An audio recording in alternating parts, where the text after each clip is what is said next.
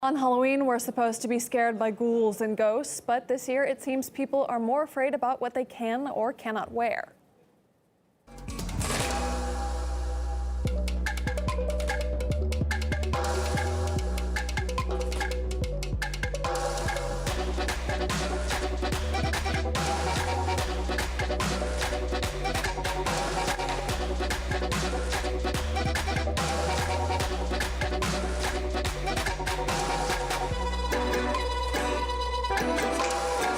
Please help students to make sure that their costume is not offensive to any racial, ethnic, or religious group, any people with disabilities or illnesses, or any other group of people.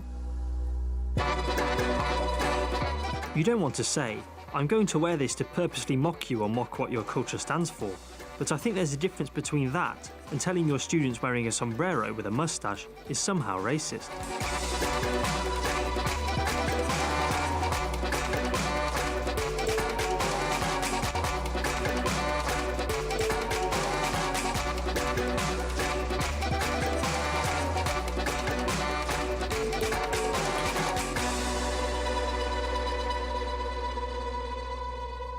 My colleague Neil Harvey put the issue of offensive costumes up for debate.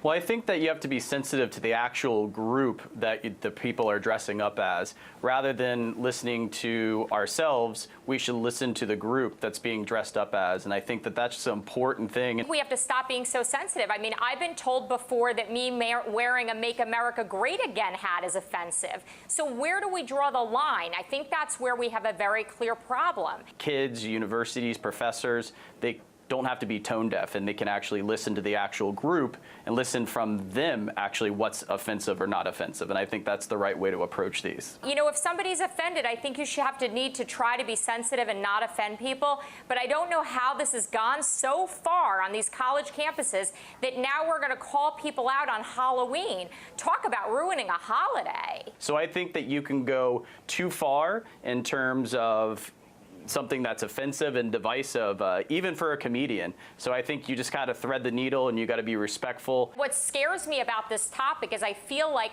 when we just say Halloween costumes and we have college students talking about what's offensive, we really don't even know where the guidelines are anymore because we're living in this PC culture that sometimes really doesn't make a lot of sense. Let's talk specifically Halloween. So if a white person wants to dress up as Freddy Krueger, no problem. They stick on, you know, the appropriate attire. What if they want to be someone like Candyman? Now, I think it was Tony Todd was the actor who was, you know, a black man. If you want to just play a famous black, you know, horror character, how on earth will people understand who you are without that visual clue?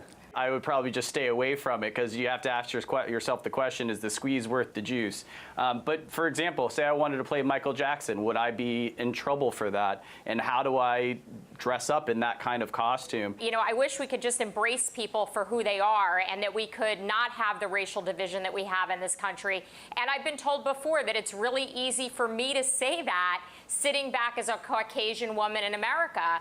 But, you know, for me, I think the more emphasis we place on race and the more we talk about the division, the harder it is to come together. And I look forward to a day in America where we can embrace everybody for who they are and hopefully be able to kind of take race out of the equation. And hopefully we can find a way around it because now that we're censoring Halloween costumes, it doesn't look like it's getting much better.